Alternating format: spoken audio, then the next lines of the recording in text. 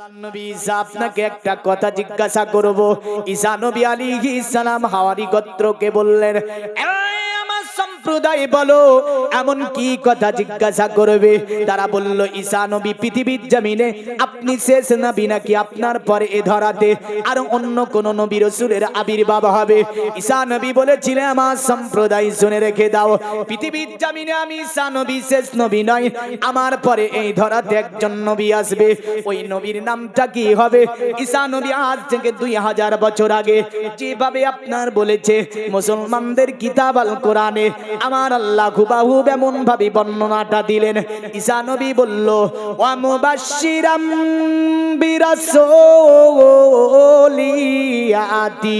মিন বাদি ইসমুহু আহমদ। ঈসা নবী বললেন, শোনো গো, আমার পরে এই ধরাতে একজন নবী আসবে, যে নবীর নাম হবে আহমদ। ওই আহমদকে তোমরা মেনে নেবে, আহমদকে ধরে নেবে। যদি আহমদকে তোমরা মেনে নিতে পারো, তোমাদের এই জগৎ কল্যাণ হবে, পরের জগৎ কল্যাণ হবে। জোরে বলেন সুবহানাল্লাহ। দুনিয়ার মুমিন মুসলমান, আজ থেকে 4000 বছর পূর্বে বিশ্ব একজন বিখ্যাত মনীষী, যিনি আপনার বুদ্ধ ধর্মের প্রতিষ্ঠাতা, বাড়ি ছিল নেপাল শহরে, বাবার নাম ছিল শুদ্ধোধন, মায়ের নাম ছিল মায়া দেবী। দুনিয়ার জমিনে মায়া দেবী একদিন নেপাল শহর থেকে, রাজ দরবার থেকে তিনি বেরিয়েছেন, বাবার বাড়ি যাবে, তিনি ঘুরতে যাবে, বুঝলেন?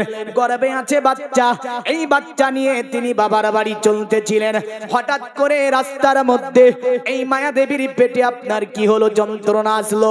যন্ত্রণাটা ছিল অন্য কোন যন্ত্রণায়, তিনি একটা বাচ্চা যেন জন্ম দেবেন। হাইরে দুনিয়ার কি আমার আল্লাহ পাকের কুদরত দেখেন। এই শুদ্ধোধনের স্ত্রী আপনার রাজার, তিনি রাজরানী, তিনি আপনার বাচ্চার জন্ম দেবে। একটা প্রাকৃতিক গাছের না ছায়ার নিচে পালকি থামানো হলো, চতুর্দিককে ঘিরাও করে দেওয়া হলো। মায়া দেবী একটা বাচ্চার জন্ম দিলেন। এই বাচ্চাটা অন্য কেউ ছিল না, ইনি ছিলেন বুদ্ধ ধর্মের প্রতিষ্ঠাতা, যার নাম ছিল গৌতম বুদ্ধ। নাম শুনেছেন তো? একদিন চলে যাচ্ছে গৌতম, যেতে যেতে দেখছে একটা মৃতদেহ মুসলমানরা কাঁধে করে নিয়ে যায়। আর সনাতন ধর্মে একটা ভাষা বলে নিয়ে যায়। তো গৌতম তার কানে যখন ওইটা আসলো, তো বলছে, কি ব্যাপার, এটা কি? মন্ত্রী বলল রাজার ছেলেকে, মহারাজা দেব, এই রাজপুত্র, এটা হচ্ছে মানুষের মৃত্যু দেহ। তো বলছে, মানুষের মৃত্যু দেহ কি? কেন রাজার দরবার থেকে তো জীবনে বেরায়নি, মানুষের মৃত্যু দেহ মানে? বলে, হুজুর, মানুষ মরে যায়। হ্যাঁ, মানুষ মরে যায়? বলে, হ্যাঁ, মানুষ মরে যায়। একটা ঘুণ ঢুকে গেল, বুঝলেন? গৌতমের মধ্যে একটা ঘুণ ঢুকে গেল যে মানুষ মরে যায়। চলে গেল বাড়ি, চিন্তা ভাবনা করছে, তাহলে আমিও তো মানুষ, আমিও তো মরে যাব। দ্বিতীয় দিন আবার বেরিয়েছে, দেখছে একটা গাছতলায় একটা লোকের গায়ে ঘা বেরিয়েছে, যেন আপনার ক্ষত বিক্ষত অবস্থায় পড়ে আছে, দুর্গন্ধ বেরাচ্ছে।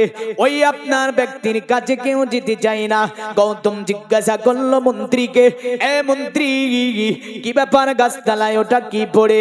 বলল, রাজার পুত্র কে দেবে গৌতম, এটা হচ্ছে মানুষের একটা দেহু, কত বিখ্যাত গা হয়েছে, মানুষ তাকে দেখে ঘৃণা করছে। গৌতম বলেছিল, মন্ত্রী, মন্ত্রী, মানুষের অবস্থা নাকি এমন হয়? বলল, হ্যাঁ, মানুষের অবস্থা এমনও হয়ে যেতে পারে, কারণ এটা একটা ব্যাধি। গৌতম বলল, তাহলে আমার অবস্থাও তো এমন হতে পারে। দুনিয়ার মুমিন মুসলমান, গৌতম বুদ্ধের মধ্যে দ্বিতীয় আপনার গুণ যেন ঢুকে গেল। বাড়িতে যাবার পরে চিন্তা ভাবনা করছে, আমিও তো মানুষ মরে যাব।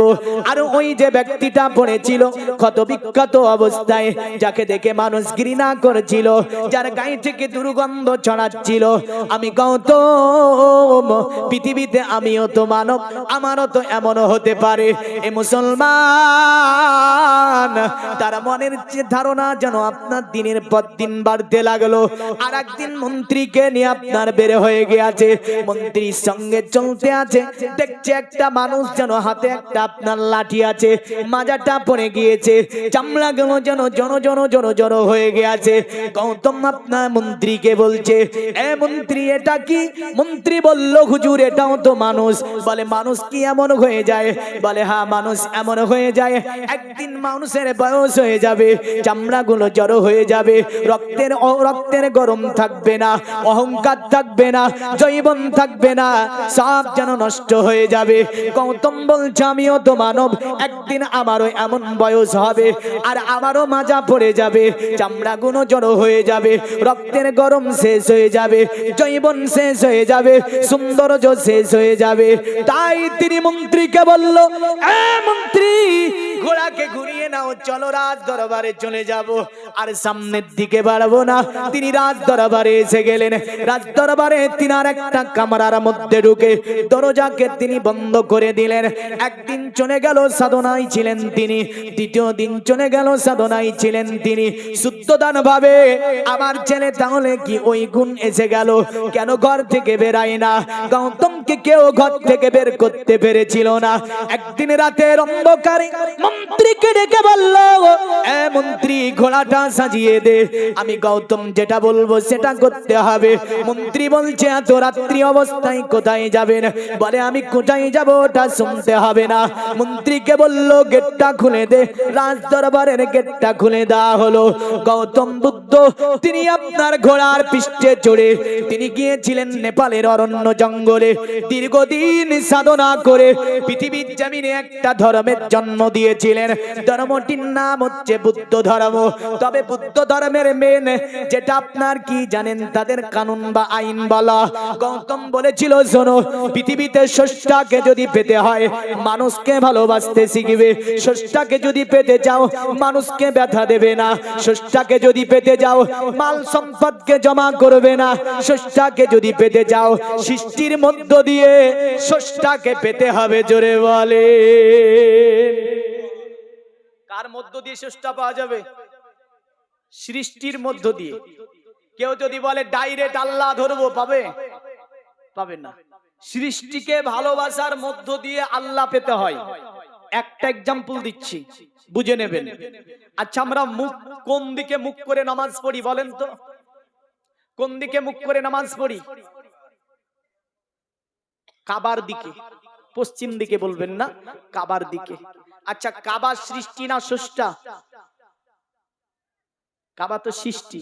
কোরআন বলছে ইন্না আওয়ালা বাইতি উজিয়া লিন্নাসি লাল্লাযী বিবাক্কাতা মুবারাকা ওয়া হুদাল লিল আলামিন। নিশ্চয় আমি আল্লাহ পৃথিবীর জমিনে সর্বপ্রথম ঘর বানিয়েছি কাবাকে, যেটা মানুষের জন্য অতএব হেদায়েতের দিশারি। আর এটা পৃথিবীর কেন্দ্রস্থান স্থাপিত। এটা বড় বরকতপূর্ণ। এমন করে মানুষ যাতে করে এইটাকে দেখে দিক নির্ণয় করে নিতে পারে। জোরে বলে, তাহলে সৃষ্টির দিকে মুখ করে স্রষ্টাকে সিজদা করতে হচ্ছে। যদি কেউ পাকামুখ করে বলে আল্লাহ চতুর্দিকে আছে, যেদিকে ইচ্ছা মুখ করে আল্লাহকে সিজদা করব, আল্লাহ ওই সিজদা নেবে? কারণ আল্লাহ তো চতুর্দিকে আছে। কেউ যদি বলে যে আমি তাহলে কেউ করেছে পশ্চিম, কেউ করেছে উত্তর, কেউ করেছে দক্ষিণ, তো পূর্ব পশ্চিম উত্তর দক্ষিণ সবই তো কার? আল্লাহর। কিন্তু আল্লাহকে পেতে গেলে কাবার দিকে মুখ করি নামাজ পড়তে হবে। জোরে বলে। এবার আমি আসি, গৌতম কি বলে গিয়েছিল? একদম শেষ জীবন, মৃত্যু সজ্জায় ভরে গিয়েছে বললে 4000 বছর আগে বলছি। আজ থেকে আমার নবী আসা কতদিন হলো? 1500 বছর। কত বছর? 1500 বছর। আর গৌতমের জন্ম খ্রিস্টাব্দ পূর্বে 4000 বছর পূর্বে তিনি মৃত্যু সজ্জায় আছে। তো পূজারা চতুর্দিকে ঘিরে নিয়ে আছে, বুঝলে? তো গৌতমকে বলছে হুজুর আপনি তো চলে যাবেন, আপনার জায়গায় একটা বুদ্ধকে নিয়োগ করে দিয়েছেন। যার আমরা অনুসরণ অনুকরণ অনুচরণ করব, যাকে মেনে চলবো। তো গৌতম তাকিয়ে বলল, আমার জায়গায় কোনো বুদ্ধকে আমি নিয়োগ দিতে পারবো না। বলে কেন? তো তিনি বললেন, আমি ফার্স্ট লাস্ট বেস্ট বুদ্ধ নই, পৃথিবীর জমিনে একজন মহান বুদ্ধের আবির্ভাব ঘটবে। জোরে বলেন সুবহানাল্লাহ। তারা বলছে আমাদের বুদ্ধের মাথা খারাপ হয়ে গেছে, ওই ভুলভাল বলছে। গৌতম বলল, আমার মাথা খারাপ হয়নি, জীবনে বহুদিন সাধনা করেছি, আসমানি অনেক কিতাব পড়েছি, অনেক ঋষি মনঋষির কিতাব পড়েছি, অনেক জাদু অনেক অনেক জ্ঞানী গুণীদের কিতাব পড়েছি আমি গৌতম। পৃথিবীর জমিনে এতদিন ধরে তোমরা আমার অনুসরণ করে আসলে, স্বর্গে যাওয়ার জন্য তোমাদেরকে কিছুই আমি দিতে পারিনি। আমি গৌতম তোমাদেরকে মৃত্যুর মুখে একটা জিনিস বলে যাব, যেটা যদি মেনে যেতে পারো তোমরা স্বর্গ লাভ করিতে পারিবে, কারণ পৃথিবীতে আপনার স্বর্গ সকলই পেতে যায়। গৌতম বলল, শোনো আমার পূজারা, দুনিয়ার জমিন থেকে একটা জিনিস তোমাদেরকে শেষ জীবনে শিখিয়ে দিয়ে যাব। পূজারা বলল, হুজুর আপনি বলুন কি বলতে চান। গৌতম বলেছিল, শোনো এ আমার পূজারা, দুনিয়ার জমিনে আমার পরে এই ধরাতে একজন বুদ্ধের আবির্ভাব হবে, যিনার নামটা হবে 4 অক্ষরের। জোরে বলেন সুবহানাল্লাহ। বলে যার নাম হবে মোহাম্মদ। ওই মোহাম্মদ দুনিয়াতে আসবে, তিনি হবেন প্রথম বুদ্ধ, তিনি হবেন শেষ বুদ্ধ, তিনি হবেন লাস্ট বেস্ট বুদ্ধ। এ আমার পূজারা, যদি তোমরা ওই মোহাম্মদের জামানা পেয়ে যাও, মোহাম্মদকে এক হয়ে মেনে নেবে, কারণ তিনার উপরে একটা মন্ত্র দেওয়া হবে, যে মন্ত্রটা যুগে যুগে যত দূতকে আমার আল্লাহ পাক পাঠিয়েছিলেন, যত নবীকে দুনিয়াতে পাঠিয়েছিলেন, সব নবীগণ নিজে পড়েছে, এমন করে তিনার উম্মাদগণকে পড়িয়েছিল। তারা বলল, এ আমাদের বুদ্ধ, দয়া করে ওই মন্ত্রটা বলে যাবেন। তিনি বলেছিল, শোনো ওই মন্ত্রটা অন্য কোন মন্ত্র নয়, মন্ত্রটি হচ্ছে লা ইলাহা ইল্লাল্লাহু মুহাম্মাদুর রাসূলুল্লাহ সাল্লাল্লাহু আলাইহি ওয়াসাল্লাম। এতে আছে 24টা অক্ষর। যদি কেউ লা ইলাহা ইল্লাল্লাহ পড়ে, জীবনের গুনাহ মাফ হয়ে যাবে। কেউ লা ইলাহা ইল্লাল্লাহ যদি পড়ে নিতে পারে, 12 ঘন্টার গুনাহে সাগীরাকে আল্লাহ পাক মাফ করে দেবে। আর বলল, শোনো, আর তার পাশে যে নামটা আমি দেখেছি, ওটা হচ্ছে মুহাম্মাদুর রাসূলুল্লাহ। কেউ যদি মুহাম্মাদুর রাসূলুল্লাহর নামকে জপে নিতে পারে, আরো 12 ঘন্টার গুনাহ মাফ হয়ে যাবে। এ আমার পূজারা, যারা লা ইলাহা ইল্লাল্লাহ মুহাম্মাদুর রাসূলুল্লাহকে মেনে নিতে পারবে, তারা যেন জান্নাতের অধিবাসী হবে, তাদের দুটি জগৎ কল্যাণময় হয়ে যাবে। জোরে বলেন সুবহানাল্লাহ। এই জগতের মুমিন মুসলমানেরা, তো বুদ্ধ বলল 4 অক্ষরের হবে নামটা। এই কারণে আজ থেকে 6000 বছর আগে একজন সনাতন ঋষি, যে আপনার মন্ত্রটাকে বেদের মধ্যে আপনার পুট করা হয়েছে, বেদের মধ্যে আনা হয়েছে, যদিও মন্ত্রটা আজ থেকে 6000 বছর আগেকার মন্ত্র, বলেছিল মধ্যবর্তীতা দেবাদা ক্রান্তি প্রাকৃতিতা বিষ্ণাং বক্কয়ে সদা মেধা শস্ত্রে জশ্রিতা। পৃথিবীর জমিনে এমন একজন মানবকে মানবে, যার নামের প্রথম অক্ষর হবে ম, আর শেষ অক্ষর হবে দ। জোরে বলেন না গো। আমাদের নবীর নামের প্রথম অক্ষর কি? মোহাম্মদ নামের প্রথম অক্ষর কি? আর শেষ অক্ষর দ। বলল মধ্যবর্তীতা দেবাদা ক্রান্তি প্রাকৃতিতা বিষ্ণাং বক্কয়ে সদা মেধা শস্ত্রে জশ্রিতা।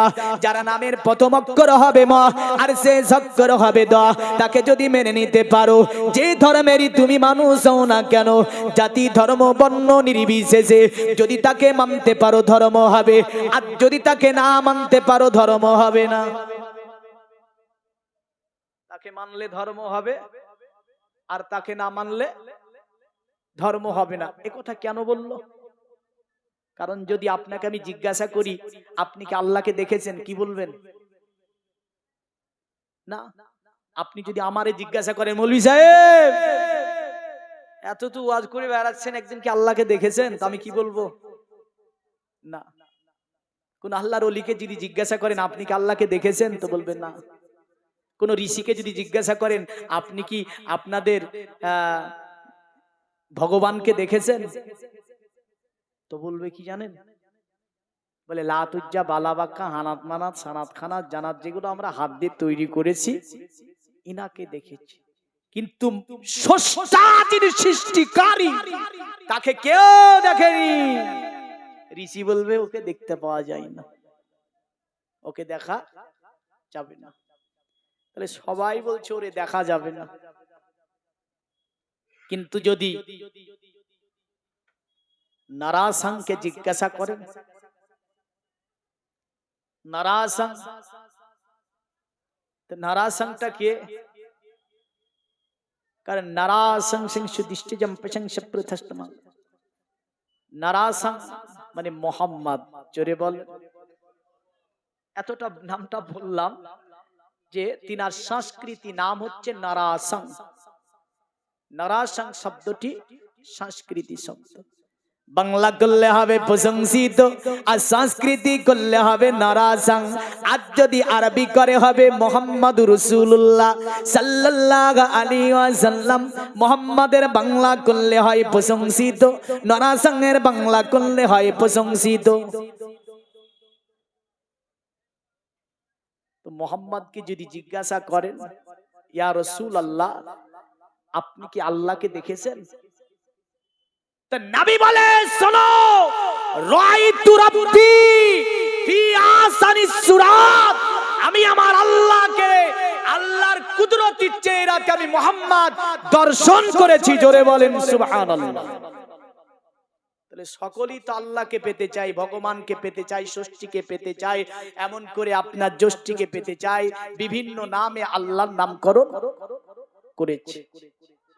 তো মুহাম্মদ সাল্লাল্লাহু আলাইহি সাল্লাম বলছে শোনো, আমি আমার আল্লাহর আসল চেহারাতে আমার আল্লাহকে আমি দেখেছি। জোরে বলে।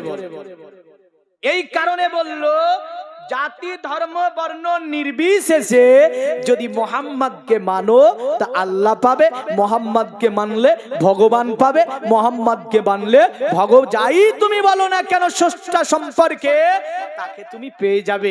একমাত্র মানতে হবে মুহাম্মদকে। জোরে বলে। কাকে মানতে হবে? মুহাম্মদকে। এবার আমি আসি যে মুহাম্মদ সাল্লাল্লাহু আলাইহি ওয়াসাল্লামকে মানার কথা। প্রথমত আল কোরআনের বাণী কিছু, অতঃপর বেদ বাইবেলের বাণী, মহাভারতের বাণী, অতঃপর আমার ওয়াজের একটি স্টেপ থাকবে মানবতা। এমন করে সম্প্রীতি আরবে আজ থেকে বিশ্বের যত ইতিহাস আছে আমি চ্যালেঞ্জ করে বলতে পারি আজ পর্যন্ত কোন একটা ইতিহাস দিয়ে কোন মুসলমানের কোন নবীকে, কোন রাসূলকে, কোন সাহাবীকে, কোন তাবেঈনদেরকে সন্ত্রাস প্রমাণ করা সম্ভব হয়নি, কিয়ামতের সকাল পর্যন্ত হবে না। জোরে বলেন সুবহানাল্লাহ।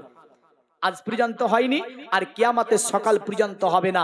এর বিপরীত কথা আছে আমি বলবো না, কারণ আমি একটা সম্প্রীতি বজায় রেখে দেখেন কথাগুলো বলার চেষ্টা করব। কারণ মুসলমান সন্ত্রাস নয়, মুসলিম তাদেরকে বলে। মুসলিম শব্দটা কি শব্দ? কি শব্দ গো বাপ? জানি না। আমাদের অবস্থা খুবই খারাপ, বুঝলেন? নজরুল বলেছিল, বিদ্রোহী কবি কাজী নজরুল বলেছিল, উড়ছে আজ ধর্মের ধোবজা, টিকিরি গিটে আর দাড়ির ঝোপে। আমার কৈফিয়ত কবিতাটা অনেকে পড়েছেন, বলেছে না বলেনি? বলেছে। আর একটা জায়গায় হিট করেছিল মসজিদ মন্দির শয়তানে মন্ত্রগার। কারণ দ্বিতীয় বিশ্বযুদ্ধের আগে নজরুল একদিন মন্দিরের পাশ দিয়ে যাচ্ছেন, তো মন্দিরে সনাতনীরা পূজা দিতে গিয়ে পূজা দেওয়া বাদ দিয়ে বুঝলেন তো আপনার কি করছে, এই মুসলমানটাকে কি করে মারা যায়, ওটাকে কি করে মারা যায়। তো নজরুল কান পেতে শুনলেন, শুনে বলছে হায় রে, এটা তো মন্দির, এখানে তো ভগবানের পূজা দেওয়া হবে, ভগবানকে খুশি করার উদ্দেশ্যে তারা মন্দিরে প্রবেশ করেছে একটা পবিত্র জায়গায়, আর সেখানে প্রবেশ করে নাকি একজন মানুষ আর একজন মানুষকে মারার পরিকল্পনা আঁকছে, একজন মানব আর একজন মানবকে মারার জন্য চক্রান্ত করছে।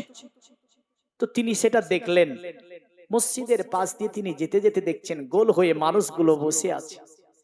এই মুসলিমদের মধ্যে থেকে কিছু উগ্রবাদী ওরাও একই আলোচনা করছে বললেন। তখন তিনি কবিতার মধ্যে একটা হিট করলেন যে মন্দির মসজিদ শয়তানি মন্ত্রণাগার। ওই সাময়িক ভাবে তিনি ওইটাকে বলেছিলেন, সব জমানায় সকলকে তিনি কথা বলতে চান নি। কবির ভাবটা বুঝতে হবে। তিনি যখন আবৃত্তি দেন, তেনার ছন্দের মধ্যে একটা ভাব থাকে, সেই ভাবটা কিসের কারণে তিনি বলল সেটাও আপনাকে বুঝতে হবে। না বুঝে আপনি বলে দিলেন কবিকে যে কবি মন্দিরকে নিয়ে বলল, কবি মসজিদকে নিয়ে বলল, কিসের কারণে বলেছিল ওই সময়ের কিছু পরিস্থিতি দেখেছিলেন তিনি, তাই তিনি একথা বলেছিলেন। আরো তিনি বলেছিলেন উড়ছে আজ ধর্মের ধ্বজা টিকির গিটার দাড়ির ঝোপে। ব্যাপক হিট করলেন মৌলবীদেরকে আর ব্যাপক হিট করলেন প্রহিতদেরকে। কারণ মৌলবীরাও অনেক সময় তাদের এমন কিছু আলোচনা দিয়ে দেশকে, আপনার দেশের সম্প্রীতি নষ্ট করেছিল, আর প্রহিতরাও অনেক কিছু আলোচনা দিয়ে দেশের ভ্রাতৃত্বকে নষ্ট করেছিল, সম্প্রীতিকে নষ্ট করেছিল। তাই তিনি বলেছিলেন যে উড়ছে আজ ধর্মের ধ্বজা টিকির গিটে আর দাড়ির ঝোপ। এমন করে বিদ্রোহী কবি কাজী নজরুল ইসলাম, এমন করে আমরা আবুল ফাজালের বিখ্যাত সাহিত্যিকবিদ তিনি একথা বলেছিলেন যে কিতাবের ইসলাম জীবনের ইসলাম উভয়ের অন্তরালে বিরাজ করছে এক প্রশান্ত মহাসাগর। তো তিনি বললেন যে কিতাবের ইসলাম জীবনের ইসলাম উভয়ের অন্তরালে বিরাজ করছে প্রশান্ত মহাসাগর। এই প্রশান্ত মহাসাগরকে যারা চিনতে না পারবে ওরা কখনোই একে অপরকে ভালোবাসতে শিখবে না। উভয়ের অন্তরালকে যতক্ষণ জানতে না পারবে অতক্ষণ পর্যন্ত তারা মানব হয়ে মানবকে কি করে ভালোবাসতে হয় এটা তাদের জাগবে না। মানবতন্ত্র তাদের ঊর্ধ্বমুখী হবে না, মানবতা বোধ তাদের মধ্যে আসবে না। তাই তিনি বলেছিলেন যে কিতাবের ইসলাম জীবনের ইসলাম উভয়ের অন্তরালে বিরাজ করছে এক প্রশান্ত মহাসাগর। এই প্রশান্ত মহাসাগর থেকে কিছু হাদিসও আছে, ইনশাআল্লাহ আমি আনার চেষ্টা করছি। তবে ওই জায়গাটা যে মুসলমানদের কিতাবের নাম হচ্ছে আল কোরআন। জোরে বলেন। আচ্ছা বাপ, এখানে অনেকে আছেন আল কোরআন পড়া শিখেছেন তো? সেখানে 95% মুসলমান কোরআন পড়া জানে না, ঠিক না ভুল? কত পার্সেন্ট? 95। আর সনাতনদের মধ্যে তো 99 পার। বেদ বাইবেল ওরা কিছু মনি করে না ওগুলো, ওই পুরাণে যা বলে দিয়েছে, মানে পুরাণ কিতাবটা তো পুরোভাবে ব্রাহ্মণদের স্বার্থকে পূরণ করার জন্য ব্রাহ্মণরা রেখে গিয়েছে, আর ওইভাবেই মোটামুটি ভাবে ধর্মটা চলছে। কিন্তু বেদ বাইবেলে কি বলল এটা যদি তারা দেখতে যায় তাহলে দেখতে পাবে মুসলমানদের সঙ্গে কোনোদিন ধর্ম নিয়ে ঝামেলা করবে না, হবে না। আসেন, আল্লাহ পাক কোরআনে বলছে লাকাদ জাআকুম রাসূলুম মিন আনফুসিকুম আজিজুন আলাইহি মা আনিতুম হারিসুন আলাইকুম বিল মুমিনিনা রাউফুর রহিম। আমার আল্লাহ বলছে শোনো দুনিয়ার মানব, আমি আল্লাহ তোমাদের মধ্য থেকে একটা রাসূল পাঠিয়ে দিয়েছি। এই নবীটা তোমাদের জন্য বড় দয়ালু, তোমাদের দুঃখে পড়া কষ্টে পড়া দিনের জন্য আমি আল্লাহ আমার কাছে যিনি মঙ্গল কামনা করে তিনি আর অন্য কেউ নয়, তিনি হচ্ছে মুহাম্মাদুর রাসূলুল্লাহ সাল্লাল্লাহু আলাইহি ওয়াসাল্লাম। আমার আল্লাহ বলছে আলাইকুম বিল মুমিনিনা রাউফুর রহিম। আমার আল্লাহ মুমিনদের জন্য অতি দয়াদ্রু, এমন করে মেহেরবান। এ মুসলমান, এখন অন্য ধর্মের মানুষেরা বলবে মুসলমানদের নবী ওটাই কারণে মুসলমানদের কিতাবে এমন বর্ণনা আসলো যে আলাইকুম বিল মুমিনিনা রাউফুর রহিম, অতএব নবী মুমিনদের জন্য অতি মেহেরবান, এমন করে দয়াদ্র মেহেরবান। আমার আল্লাহ বলে দুনিয়ার মানব তোমরা কেন এত ঘাবড়িয়ে যাচ্ছ? আমার নবী শুধু মুসলমানদের জন্য রহমত তা নয়, আমার নবীর শানে আরেকটা আয়াত দিয়ে আমার আল্লাহ জানিয়ে দিল, ওয়ামা আরসালনাকা ইল্লা রাহমাতাল লিল আলামিন। এ আমার নবী, আমি আল্লাহ পাক পৃথিবীর জমিনে মুসলমান থেকে নিয়ে, হিন্দু থেকে নিয়ে, জৈন থেকে নিয়ে, খ্রিস্টান থেকে নিয়ে, নাসারা থেকে নিয়ে, দালিত থেকে নিয়ে, আদিবাসী থেকে নিয়ে, এক কথায় আমার যত সৃষ্টি আছে সকল সৃষ্টির তরে আপনাকে আমি আল্লাহ পাক রহমত বানিয়েছি। যেমন আপনি মুসলমানদের জন্য রহমত, অনুরূপ আপনি হিন্দুর জন্য রহমত। যেমন আপনি মুসলমানদের জন্য রহমত, অনুরূপ খ্রিস্টানের জন্য রহমত। যেমন আপনি মুসলমানদের জন্য রহমত, অনুরূপ আপনি দালিতদের জন্য রহমত। আল্লাহ আমভাবে এলান করে বললেন, ওয়ামা আরসালনাকা ইল্লা রাহমাতাল লিল আলামিন। এ আমার নবী, আলামের জন্য আমি আল্লাহ পাক আপনাকে রহমত বানিয়ে দুনিয়ার জমিনে পাঠিয়েছি। জোরে বলেন সুবহানাল্লাহ। এ জগতের মুমিন মুসলমান, এই কারণে সনাতন ধর্মের একটা কিতাব, যদিও আপনার ওই কিতাবটি ব্রাহ্মণদের সামনে আপনার লেখা হয়েছে, কিতাবটির নাম হচ্ছে ভবিষ্য পুরাণ। এই ভবিষ্য পুরাণের মধ্যে তাই লেখা হয়েছে, এত শ্রীলঙ্কারে মিলোচ্চাচার্যের সম্ভাবিত মাহমাদিতি খ্যাত শিক্ষ সকা সম্ভাবিত নিপ্রসেচ মহাদেবাং মরু ইস্তাল নিবাসী নমো গঙ্গা জনস্থ সংস্নপ্য পঞ্চগব্য সম্ভবিতে নমস্তে পঞ্চগব্য সম্ভাবিতে চন্দনাদি বিরিভর্জ রাজা ভোজরাজ নমস্তে বিরিজানাথ মরু ইস্তাল নিবাসীনে তীব্ররসুর নসায় বহু মায়া প্রবর্তিনে। দুনিয়ার মানব, দুনিয়ার জগতে মরুর একটা প্রান্ত রয়েছে।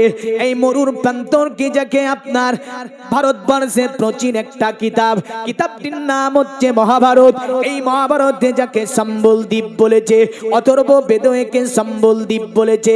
সম্বল বলতে তাকে বোঝায় একদিকে হবে ভূমধ্য সাগর, আর একদিকে হবে প্রশান্ত মহাসাগর, আর একদিকে হবে ভারত মহাসাগর। উভয় আপনার সমুদ্রের মধ্যখানে যে দ্বীপ, এই দ্বীপটার নাম হচ্ছে আপনার সম্বল। সম্বল শব্দের অর্থ হচ্ছে সংরক্ষিত জায়গা, সম্বল শব্দের অর্থ হচ্ছে আমানতের এলাকা, সম্বল শব্দের অর্থ হচ্ছে শান্তির শহর, যাকে পবিত্র কোরআনে সূরা 3-এ আমার আল্লাহ বললেন, ওয়াহাদাল বালাদিল আমিন। আমানতের শহর হচ্ছে মক্কা, শান্তির শহর হচ্ছে মক্কা। এই মক্কা থেকে মরুর প্রান্তরে যিনি এসেছেন তিনি আর অন্য কেউ নয়। যদিও আপনার ভবিষ্য পুরাণের মধ্যে তার নামটাকে মাহমাদ বলেছে। কি বলেছে? মাহমাদ, কিন্তু নামটা আসলে মুহাম্মদ। পবিত্র কোরআনের ভাষায় মা কানা মুহাম্মাদুন আবা আহাদিম মির রিজালিকুম ওয়ালাকিন রাসূলুল্লাহ ওয়ালাকিন রাসূলুল্লাহি ওয়া খাতামান নাবিয়্যিন ওয়া কানাল্লাহু বিকুল্লি শাই আলিমা। জোরে বলেন। আমার আল্লাহ বলল, মোহাম্মদ কোন পুরুষের পিতা নয়, আর মোহাম্মদ হচ্ছে নবীদের সমর্পণকারী নবী। এরপরে আর কোন নবী রাসূল আমি আল্লাহ এ ধরাতে পাঠাবো না। নবুয়াতের দরজায় তালা বন্ধ করে দিলাম। তাই ভবিষ্যৎ পুরাণে বলল মুহাম্মদ নামে উনি আসবে। অতএব দুনিয়ার জমিনে তার আখলাক হবে এত সুন্দর, তার চরিত্র হবে এত সুন্দর, শিক্ষা শাখা সম্ভাবিত। তার চরিত্র দেখে দলে দলে দলে দলে মানুষেরা এসে তার কাছে হাত দিয়ে বায়াত নেবে, আর তিনি দলবল নিয়ে যেন মক্কাতে শান্তি প্রতিষ্ঠিত করবে, মক্কার চতুর্দিককে তিনি শান্তি দেবে। এমন করে তিনার ধর্ম মানুষ যেন দলে দলে আসে, তিনার ধর্মে দীক্ষিত হয়ে যাবে। শিখাবে। শুধু তাই নয়, বলল মানবতা শিখাবে যিনি, তিনি মুহাম্মাদুর রাসূলুল্লাহ। দুনিয়াকে যিনি বাদ যোগ্য করে তুলবে তিনি হচ্ছে মুহাম্মাদুর রাসূলুল্লাহ।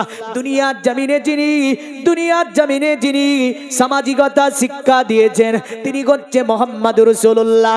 তাই হিন্দুস্তানের এক সারজামিনের রাজা ছিল, যে টাইমে হিন্দুস্তানকে শাসন করেছিল ব্রিটিশরা। এই ব্রিটিশরা যখন শাসন করেছিল, ওই সময় একটা জায়গার নাম ছিল যুক্তপ্রদেশ।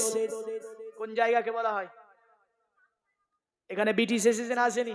আর্য জাতির আবির্ভাব ঘটেছে, মোগল এসেছে, অতঃপর স্বাধীন পেয়েছি, হ্যাঁ না? অতঃপর স্বাধীন পেয়েছি। তো যুক্তপ্রদেশ, ব্রিটিশ যাকে বলতো যুক্তপ্রদেশ, বর্তমানে তার নাম হচ্ছে উত্তরপ্রদেশ। কি নাম? উত্তরপ্রদেশ। এখানে একটা জেলাটার নাম হচ্ছে বালিয়া জেলা। বালিয়া জেলার বাদশার নাম ছিল কি জানেন? বালিয়া জেলার বাদশার নাম ছিল রাজা ভোজরাজ। এই ঘটনাকে উদ্ঘাটন করেছিলেন যিনি আর্য জাতির বিখ্যাত আপনার ঐতিহাসিক বিখ্যাত দার্শনিক, যার নাম ছিল লালা হংসরাজ। এই লালা হংসরাজ উত্তরপ্রদেশে আপনার কোথায়? বালিয়া জেলার এক প্রাচীন মন্দিরের মধ্যে একটা লাইব্রেরি ছিল। লাইব্রেরির মধ্যে রাজা ভোজরাজ আপনার লিখে দিয়েছিল, নমস্তে বিরিজানাথ মরুস্থল নিবাসিনে তীব্রা সুরনা যায় বহু মায়া প্রবার দিনে। অতএব আমি রাজা ভোজরাজ দুনিয়ার জমিনে আমি ওই যে মরুর স্থলে যিনি আগমন করেছে ওনার ধর্মটা আমি মেনে নিলাম। আমি রাজা ভোজরাজ তিনার পায়ে আমি নমস্কার জানালাম। তিনি মরুর স্থানে এসেছে, তিনি আর অন্য কেউ নয়, তিনি হচ্ছে মুহাম্মাদুর রাসূলুল্লাহ সাল্লাল্লাহু তাআলা আলাইহি ওয়াসাল্লাম। আল্লাহুম্মা সাল্লাল্লাহু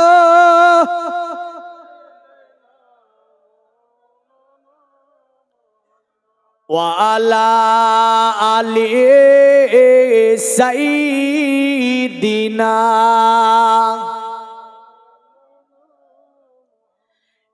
জগতের মুমিন মুসলমান, তো আমার নবী দুনিয়ার জমিনে মক্কাতে আসলেন।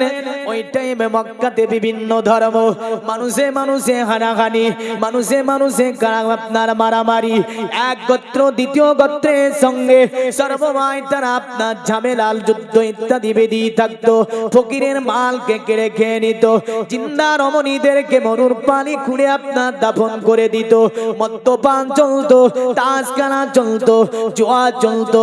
এমন করে আরবে কোনো মানবতা ছিল না, আরবে কোনো সভ্যতা ছিল না, আরবে কোনো নীতি ছিল না, আরবে কোনো আখলাক চরিত্র ছিল না। নবী আমার দুনিয়ার জমিনে আসার পরে দেখেন মানুষের মধ্যে মানবতা বলে কিছুই নাই। তাই আল্লাহর নবী তাদেরকে মানবতা কেমন করে শিখালেন। নবীজি আমার যে রাস্তা দিয়ে ভ্রমণ করে ওই রাস্তার মধ্যে বুঝলেন একজন মাইমুনা বলে মেয়ে, যিনি ছিলেন ইহুদির একজন মেয়ে। আল্লাহর নবীর উপরে বড় রাগান্বিত, কারণ মুহাম্মদ এলান করেছে লা ইলাহা ইল্লাল্লাহ মুহাম্মাদুর রাসূলুল্লাহ সাল্লাল্লাহু আলাইহি ওয়াসাল্লাম। আল্লাহ ভিন্ন কোনো উপাস্য নাই, আর আমি মুহাম্মদ হচ্ছি আল্লাহ পাকের রাসূল। এটার মানে হচ্ছে আমি আল্লাহ ছাড়া কোনো মাবুদ নাই। এটা মুসলমানদের কিতাবই আছে না অন্য কিতাবও আছে? মুহাম্মাদের এলান তো ছিল এটাই, জানিয়ে ঝামেলাটা বেঁধেছিল যে আল্লাহ ছাড়া কোনো মাবুদ নাই। সনাতন ধর্মের বিখ্যাত কিতাব অথর্ববেদে মাসাই করা মন্ত্রের মধ্যে থেকে ঋষিকে বলল, ঋষি তুমি বলো তো আল্লাহকে, মানে তুমি বলো ঈশ্বর সম্পর্কে, ঈশ্বরটা কে? তো ঈশ্বরের সংজ্ঞা দিতে গিয়ে ঋষি সুন্দর করে বলল, ঈশ্বর পরমা কসব রূপ সানিত্য নিরোকারো নিরূপ বর্ণনাতীত নিষ্কম্পচ্চো কুচিতো শব্দে রূপান সত্তনং প্রকাশাতি কন্ননং কন্নং তথা সর্বো শক্তিমান সহস্র প্রজনং নবর্তুতে।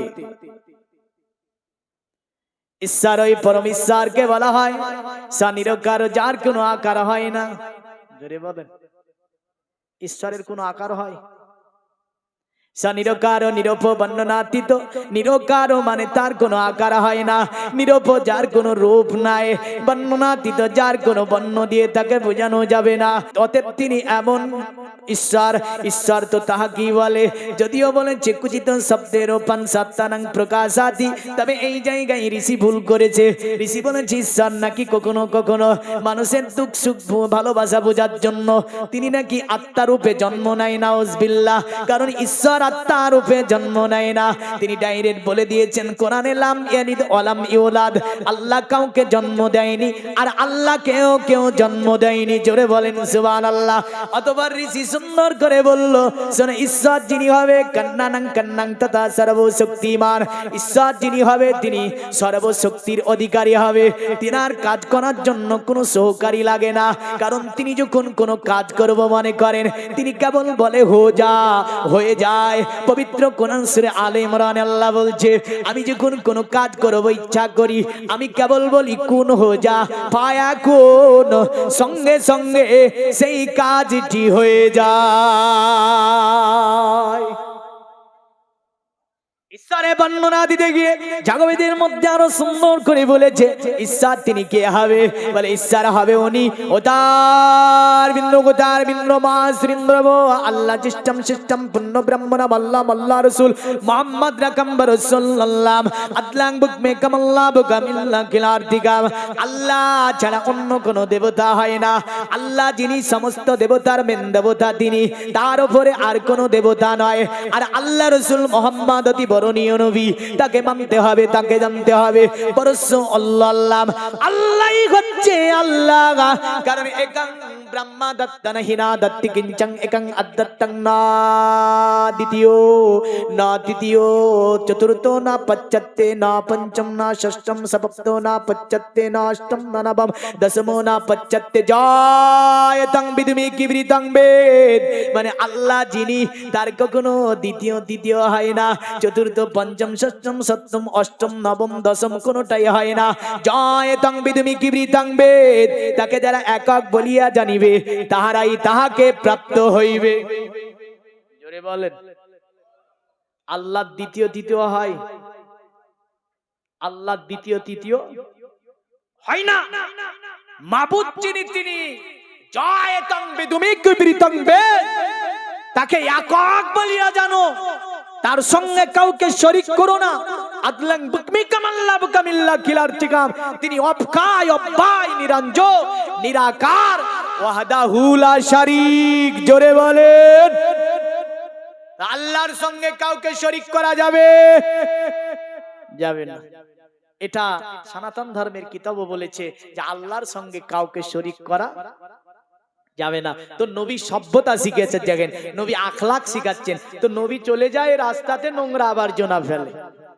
জিবরিল বলছি আর রাসূলুল্লাহ এই কাজটা একজন নারী করেছে। নবীজি তার জন্য কল্যাণের দোয়া করলেন। জোরে বলেন সুবহানাল্লাহ। কি দোয়া করলেন? কল্যাণের দোয়া করলেন। ফেলেই যায়। কিন্তু আল্লাহর নবী দেখেন হঠাৎ করে যেন ওই রাস্তাতে আপনার নোংরা আবর্জনা ফেলা বন্ধ হয়ে গেছে। নবীজি একদিন দাঁড়িয়ে ভাবছেন, কি ব্যাপার, আমার রাস্তায় কেন নোংরা আবর্জনা আর ফেলে না? আমি কি অতএব কি হয়েছে? মেয়েটি কি অসুস্থ হয়েছে নাকি কোথাও চলে গিয়েছে? আল্লাহর নবী খোঁজ খবর নিলেন। কেউ নবীকে জানিয়ে দিল, এ মুহাম্মদ, ওই নারীটা বড় অসুস্থ হয়েছে, অসুখগ্রস্ত হয়ে বিছানায় পড়ে আছে, মৃত্যুর সঙ্গে পাঞ্জা লড়ছে। আল্লাহর নবী বললেন, আমি তাকে দেখতে যাব। নবীজি আমার ওই মহিলাটার পাশে চলে গিয়েছেন। বললেন, মহিলাটা আল্লাহর নবীর দিকে তাকিয়ে বলে, এ আলামিন, আমি তোমার রাস্তায় তোমাকে কষ্ট দেওয়ার জন্য, তোমাকে দুঃখ দেওয়ার জন্য, তোমাকে তোমার রাস্তা বন্ধ করে দেওয়ার জন্য তোমার রাস্তা আমি নোংরা আবর্জনা ফেলেছি, অথচ তুমি আমার কাছে এসেছো। আল্লাহর নবী বললেন, মা, ওগো মা, যদি আপনি আমাকে ব্যথা দেওয়ার জন্য, আমাকে কষ্ট দেওয়ার জন্য আমার রাস্তায় নোংরা আবর্জনা ফেলেছেন, আমি মুহাম্মাদের যে আমি কোনো রাগ করিনি, আপনার উপরে বদদোয়া করি না। নবীজি আমার তার মাথার উপরে হাত দিলেন। তারপরে আল্লাহকে বলে, আল্লাহ, এই মহিলাটাকে তুমি সুস্থ করে দাও। আমার আল্লাহ বলে ইয়া রাসূলুল্লাহ দুনিয়ার জমিনে যে আপনাকে ব্যথা দেওয়ার জন্য আপনার রাস্তাতে নোংরা ফেললো, নোংরা আবর্জনা ফেললো, আপনার রাস্তাকে বন্ধ করে দেওয়ার চেষ্টা করলো, ওগো আমার নবী আপনি তার মাথায় হাত দিয়ে সুস্থতা কামনা করেন আমার দরবারে।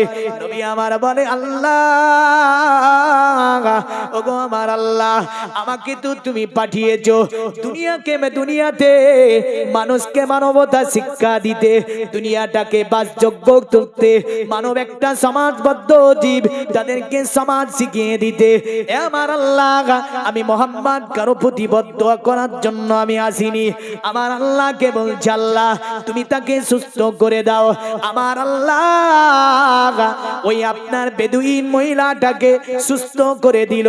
বেদুইন মহিলাটা আমার নবীকে বলছে ইয়া রাসূলুল্লাহ ইয়া হাবিবাল্লাহ, ওগো নবীজি আপনার মতো চরিত্রে মানুষ পৃথিবীতে দেখতে পাইনি, কারণ আপনার আমি খারাপ চাইলাম, আপনি আমার ভালো চাইলেন, আপনার রাস্তা আমি বন্ধ করতে চাইলাম, আর আপনি আমার কাছে এসে আমার সুস্থতার দোয়া করলেন। ওগো নবীজি আমি অন্যায় করেছি, ভুল করেছি, দয়া করে আপনি আমারে ক্ষমা করে দেন, আপনি আমারে মাফ করে দেন। কলেমা পড়ে ইসলাম ধর্ম গ্রহণ করে নেন। জোরে বলেন সুবহানাল্লাহ। নবী আমার বলে শোনো, যদি কলেমা পড়তে হয়, কলেমা পড়লে মিথ্যা বলা যাবে না, কলেমা পড়লে মানুষ হয়ে মানুষকে ব্যথা দেওয়া যাবে না, কলেমা পড়লে একে অপরের প্রতি অত্যাচার করা যাবে না, কলেমা পড়লে একে অপরের প্রতি অন্যায় করা যাবে না, কলেমা পড়লে একে অপরের মাল চুরি করা যাবে না, কলেমা পড়লে অতএব একে অপরের কোনো মাল গ্রাস করা যাবে না, কলেমা পড়লে কখনোই তুমি অতএব সুদ খেতে পারবে না। এমন করে নবী বললেন যদি তুমি অতএব পরিবর্তন হতে পারো তোমাকে কলেমা পড়াবো। ওই মহিলাটা বলছে নবীজি ইসলামে কি এগুলো রয়েছে? বলে হ্যাঁ ইসলামে এগুলো রয়েছে। ওই মহিলাটা তাজ্জব হয়ে বলল ইয়া রাসূলুল্লাহ অঙ্গীকার করলাম জীবনে অন্যায় করব না, জীবনে আমি কোনো মানুষকে ব্যথা দেব না, কোনো মানুষের প্রতি আমি জুলুম করব না, একে অপরের মাল হরণ করব না, চুরি করব না, এমন করে সুদ খাবো না। এমন করে তিনি আল্লাহর রাসূলের সম্মুখে অঙ্গীকার করে কলেমা পড়ে নিলে। মুসলমান, এই কারণে আমেরিকান একজন বিশ্ববিখ্যাত বিজ্ঞানী যার নাম ছিল হ্যামিল্টন, কি নাম বললাম? হ্যামিল্টন। পবিত্র কোরআন পড়া জানতেন, রাসূলের হাদিসও পড়তে পারতেন। সুবহানাল্লাহ বলবেন। কিন্তু আমরা মুসলমান কোরআন পড়া জানি না। বিশ্ববিখ্যাত আপনার কবি যার নাম হচ্ছে রবীন্দ্রনাথ ঠাকুর গড়গড় করে কোরআন পড়তে পারতেন, স্বামী বিবেকানন্দ গড়গড় করে কোরআন পড়তে পারতেন, নিকোলাস দা ভিঞ্চি গড়গড় করে কোরআন পড়তে পারতেন, ইবনে সিনা গড়গড় করে কোরআন পড়তে পারতেন, চিকিৎসা বিজ্ঞানী ডাক্তার কেন গড়গড় করে কোরআন পড়তে পারতেন, এমন করে নীল আর্মস্ট্রং তিনি কোরআন পড়তে পারতেন। এমন করে বিখ্যাত আমেরিকান আরেকজন বিজ্ঞানী যার নাম ছিল আপনার কি নরেন্দ্র সিং কোরআন পড়তে পারতেন গড়গড় করে। এমন করে মুসলমানদের ঘরের কোরআনের বাংলা অনুবাদ করে দিলেন সনাতন ধর্মের একজন মানব যার নাম হচ্ছে কৃষ্ণচন্দ্র সেন।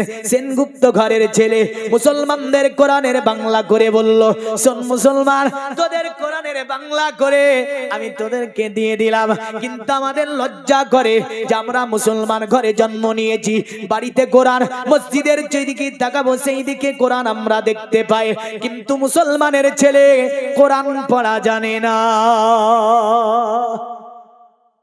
ঠিক না ভুলবো? আজ কৃষ্ণচন্দ্র সেন কোরআনের বাংলা করে দিল, দিয়ে বলল লে গিয়ে তোদের কিতাব আমি বাংলা করে দিয়েছি, একজন সনাতন ধর্মের মানুষ। কিন্তু আমরা বললে বুঝতে পারি না, পড়া তো দূরে। নারায়ে তাকবীর, নারায়ে তাকবীর, আল্লাহু আকবার। তাহলে আমরা তাকবীর কোরআন থেকে যদিও দূরে, যুগে যুগে যুগে যুগে জ্যোতিষী, মনীষী, সাহিত্যিক, জ্ঞানী, গুণী, বিজ্ঞানীরা এই কোরআন থেকে সমস্ত তথ্যগুলোকে বের করেছে। জোরে বলে। তা হ্যামিল্টন তিনি ধর্ম বিষয়গুলোকে দেখতে ছিলেন, যে ধর্ম নিয়ে আজ এত মারামারি, হানাহানি, কাটাকাটি, মানুষে মানুষে ভেদাভেদ, কি সঙ্গ শ্বেতাঙ্গের ভেদাভেদ, বিভিন্ন কিছু। তো তিনি দেখছেন, দেখতে দেখতে দেখতে দেখতে বুখারী শরীফের একটা হাদিস তিনার নজরে পড়ল। সুবহানাল্লাহ। আজ মুসলমান আমরা, বুখারী তো দূরের কথা, যদি বলি তোমার বাবা তো মারা গিয়েছে, কাল সকাল বেলায় গিয়ে তোমার বাবার কবরের কাছে দাঁড়িয়ে কি পড়বে বলো তো? জানে না, ওটাও জানে না। তারপরে মুসলমানের ছেলে মাটি দিতে হবে কি বলে, ও দোয়াও জানে না। মুসলমানের ছেলে আজ যদি জিজ্ঞাসা করে ওকে ফার্জ গোসলের ফার্জ কটা বলো তো, জানে না। মুসলমানের ছেলে যদি বলে অজুর ফার্জ কটা বলো তো, জানে না। তাহলে তো এগুলো না জানলে তো ওই ব্যক্তি জান্নাতে যেতে পারবে না গো, না পারবে? স্বর্গে যেতে চায় না, চায় না? হ্যাঁ, এখন যদি আপনাদের কি জিজ্ঞাসা করেন আপনারা কোথায় যাবেন মরার পরে, কি বলবেন? জাহান্নামে যাব কেউ বলবে? কেউ বলবে না, সকলে বলবে জান্নাতে যাব। কীর্তন হয় যখন সনাতনদের, ওদের কাছে যে জিজ্ঞাসা করেন তো, আচ্ছা তোমরা মরার পরে কোথায় যাবে গো? তোরা বলবে নাকি নরকে যাব? ওরা কি বলবে? স্বর্গে যাব। এমন করে খ্রিস্টানেরা যখন গির্জায় যাবে, গির্জায় গিয়ে যিশু এবং মেরির পূজা করবে, তাদেরকে জিজ্ঞাসা করেন তো তোমরা কোথায় যাবে? তোরা বলবে নাকি আমরা হেলতে যাব? হ্যাঁ, ওরাও সে বলবে আমরাও জান্নাতে যাব। এক কথাই যত ধর্মের মানুষ সকলের একটাই আশা হচ্ছে স্বর্গ লাভ করিতে চাই। কি আশা? জান্নাত যেতে চাই, স্বর্গে যেতে চাই। তো স্বর্গে যেতে গেলে স্বর্গে যাওয়ার তো কাজ করে যেতে হবে না, হবে না? হ্যাঁ, স্বর্গে যাওয়ার কাজ করে যেতে হবে। আর আমাদের মধ্যে কিছু আছে এমনও, বুঝলেন তো, জীবনে গোপ কাটেনি, এমনি করে গোপ ধরে পানি খাই। যদি বলে কি ব্যাপার রে, বলে গোপে পানি থেকে খা হারাম। হ্যাঁ, মদ খাচ্ছে, মুসলমানের ছেলে মদ খায়। মনে রাখবেন, দুনিয়াতে যত ধর্মগ্রন্থ আছে সব ধর্মীয় গ্রন্থটি মদকে অবৈধ বলা হয়েছে, গানাকে অবৈধ বলা হয়েছে, চুরিকে অবৈধ বলা হয়েছে, জেনাকে অবৈধ বলা হয়েছে। শুধু মুসলমানদের কিতাবে বলা হয়েছে তা নয়, পৃথিবীতে যত ঋষি, মনঋষি, জ্ঞানী গুণী বিজ্ঞানীরা এসেছে সকলেই এগুলোকে অবৈধ বলেছে।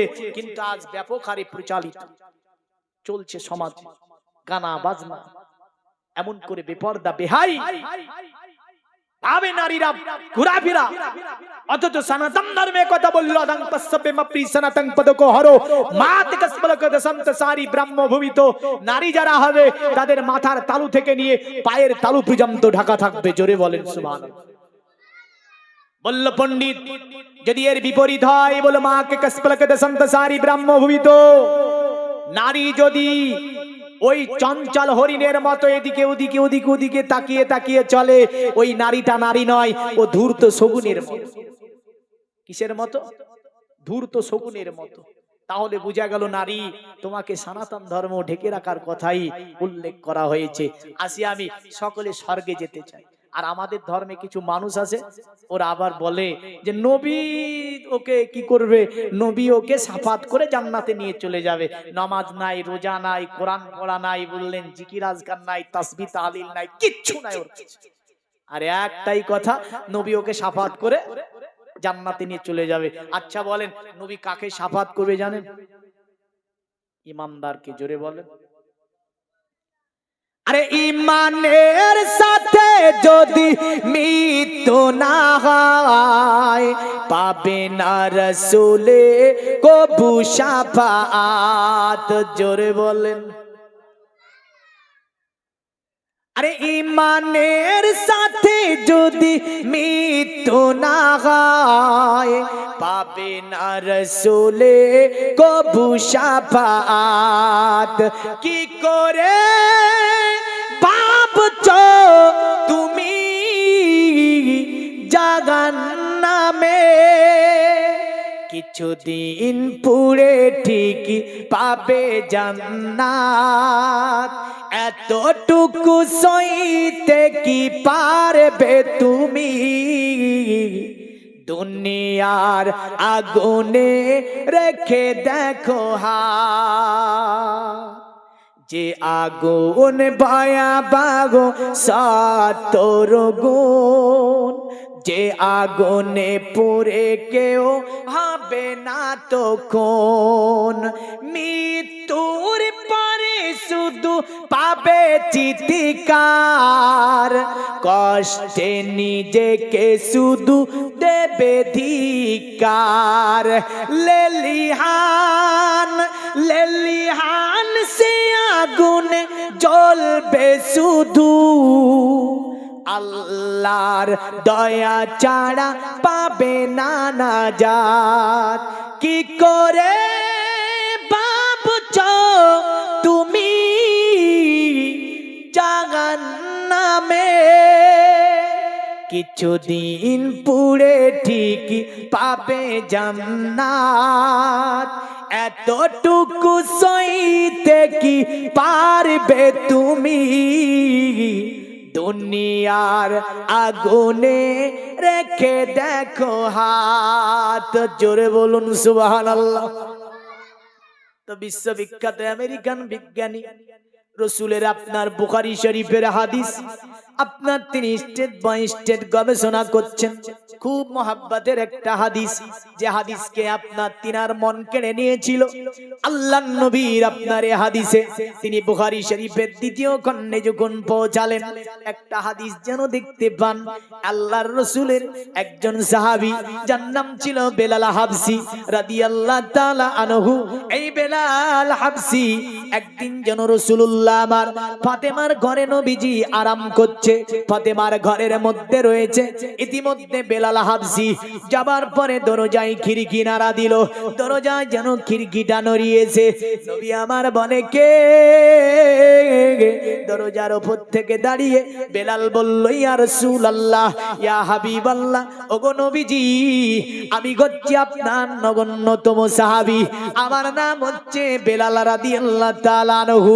ইয়া রাসূলুল্লাহ, ইয়া হাবিবাল্লাহ, নবীজি আপনি যদি অনুমতি দেন, আপনি যদি পারমিশন দেন, আপনি যদি ইজাজত দেন, তাহলে আপনার ঘরে আমি প্রবেশ করব। নবী আমার আয়েশাকে বলল, এ বিবি আয়েশা, ঘরের দরজাটা খুলে দাও, আমার বেলালকে ঘরের মধ্যে আসার জন্য অনুমতি দাও। জোরে বলেন সুবহানাল্লাহ। নবী আমার বেলালকে বললেন, এ বেলাল, তুমি ঘরের মধ্যে আসতে পারো। মা আয়েশা দরজাটাকে খুলে দিলেন।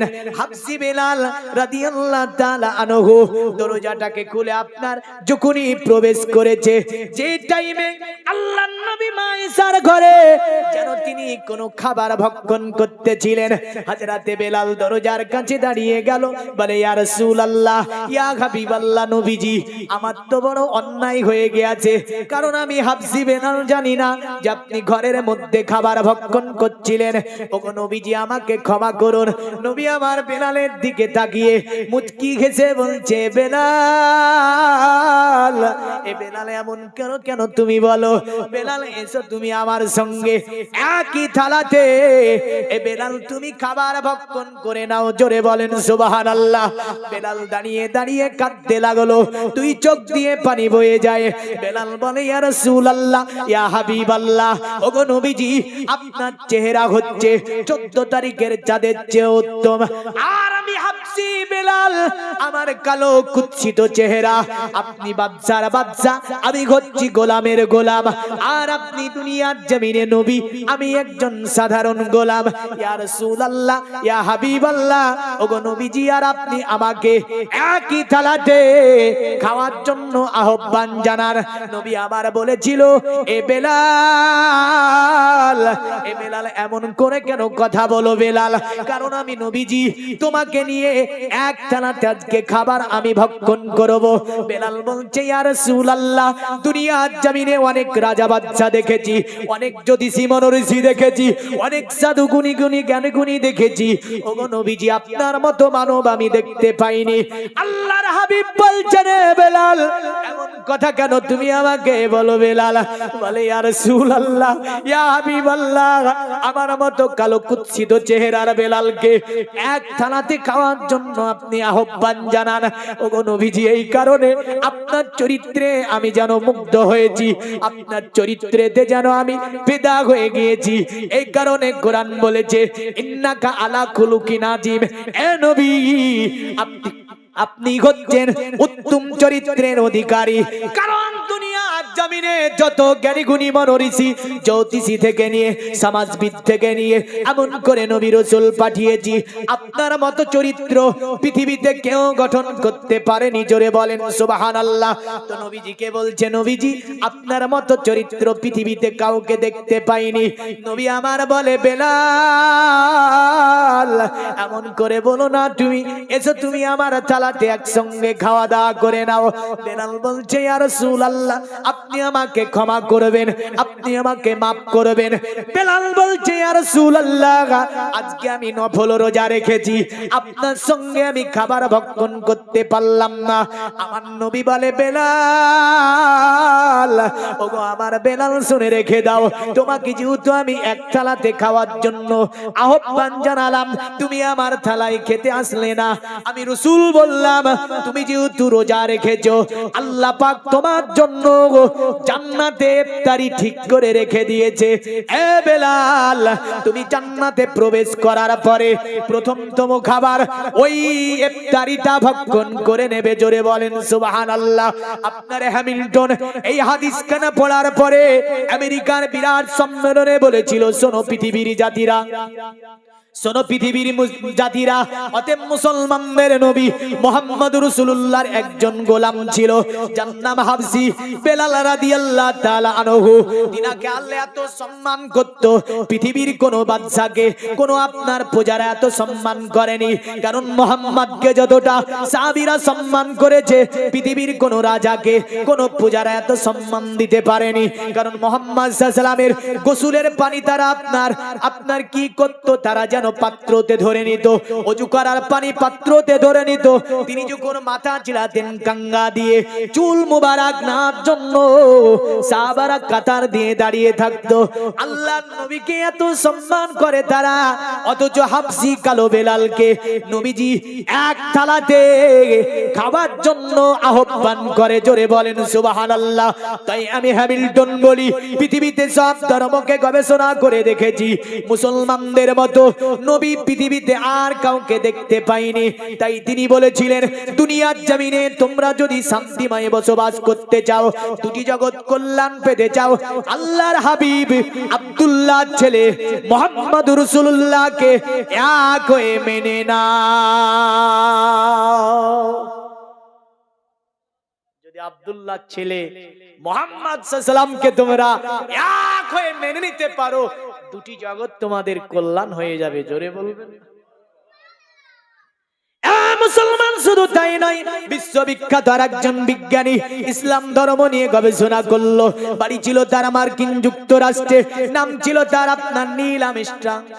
কি নাম বললাম? একদিন চলে যাচ্ছে মিশর, বললেন, হঠাৎ করে একটা আওয়াজ আসছে। আওয়াজটা আশহাদু আন্না মুহাম্মাদার রাসূলুল্লাহ।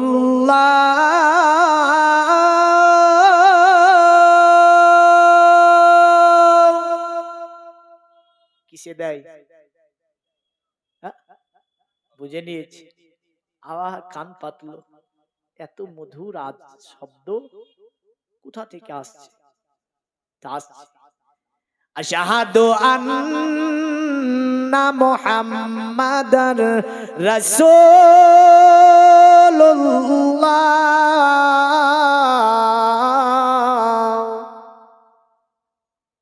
কান পেতে আছে, শুনতে পাচ্ছে, আজানে সম্মান করবে। তো তিনি শুনলেন, জিজ্ঞাসা করলো আপনার তিনা সহজাতদেরকে এটা কোথা থেকে আসলো? খোঁজ খবর নিয়ে দেখা গেল এটা মুসলমানদের মসজিদ থেকে আসছে। জোরে বলেন কোথা থেকে আসছে? মুসলমানদের মসজিদ থেকে। মুসলমান নিলাম ইস্টাং, তিনি একজন মুসলমান পণ্ডিতের সঙ্গে কথা বললেন।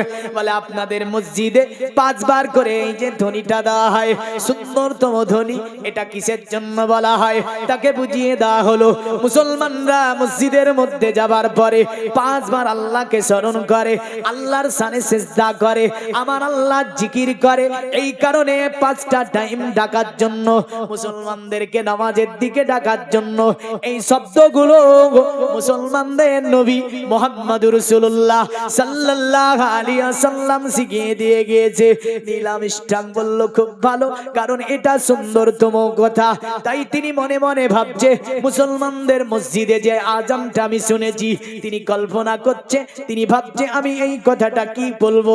যদি আজ বলতে যাই ধর্ম নিয়ে মানুষের মধ্যে হানাহানি মারামারি কাটাকাটি চলছে, এমন করে যদি আমি অন্য ধর্মের মানুষ হয়ে মুসলমানদের কথাটি বলে ফেলি কেমন হয়? আবার ভাবলেন সত্যকে কখনো লুকিয়ে রাখা যায় না, সত্য কথাটা আমার বলতে হবে। তাই তিনি এক সেমিনারে বলেছিলেন, শোনো দুনিয়ার মানুষেরা, শোনো বিজ্ঞানীরা, পৃথিবীর জমিন থেকে 1969 খ্রিস্টাব্দে আমি যখন চাঁদের মাটিতে পা দিয়েছিলাম, চাঁদের মাটিতে যাবার পরে পৃথিবীর জমিন থেকে একটা আওয়াজ যেন গিয়েছিল, চাঁদের মাটিতে একটা আওয়াজ শুনতে পেয়েছিলাম। তাকে জিজ্ঞাসা করলো, বলো এমন কি আওয়াজ শুনতে পেয়েছিলে? বলল শোনো, পৃথিবীর জমিন থেকে যে আওয়াজটা শুনতে পেয়েছিলাম ওটা আর অন্য কোন জায়গার আওয়াজ নয়, ওটা হচ্ছে মুসলমানদের মসজিদের আওয়াজ। যে আওয়াজ মুসলমানদের মসজিদে 5 বার দেওয়া হয়। জোরে বলেন সুবহানাল্লাহ। এই আজানের ধ্বনি আমি নীলাম ইস্টাং চাঁদের মাটি থেকেও শুনতে পেয়েছিলাম। তাই তিনি বলেছিলেন মুসলমান ধর্ম সত্য, মুসলমানদের কিতাব আল কোরআন সত্য, মুসলমানদের আল্লাহ সত্য, মুসলমানদের মসজিদ সত্য, মুসলমানদের মসজিদের আজানও সত্য। যদি সত্য না হতো আমি চাঁদের মাটি থেকে মুসলমানদের মসজিদের আওয়াজ শুনতে পেতাম না।